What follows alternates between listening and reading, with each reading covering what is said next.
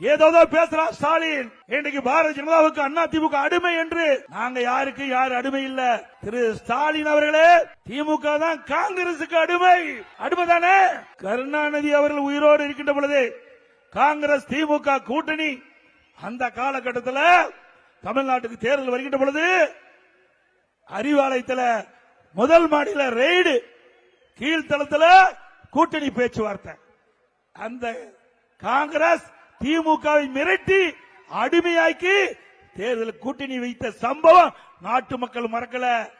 நாடாளுமன்ற தேர்தல் எங்களுக்கு எங்களுடைய கட்சியுடைய நிர்வாகிகள் என்ன முடிவு செய்தார்களோ அந்த முடிவின்படி நாடாளுமன்ற தேர்தல் தனித்து தான் நின்றோம்.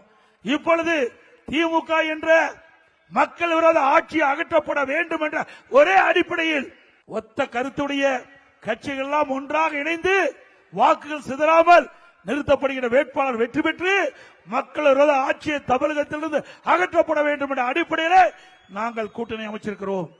மக்களுடைய விருப்பப்படி கூட்டணி அமைச்சிருக்கிறோம். அந்த கூட்டணி ஒரு வலிமையான கூட்டணி, மக்கள் விரும்புகின்ற கூட்டணி, வெற்றி கூட்டணி, அண்ணா திமுக தலைமையில் அமைக்கப்படுகின்ற கூட்டணி.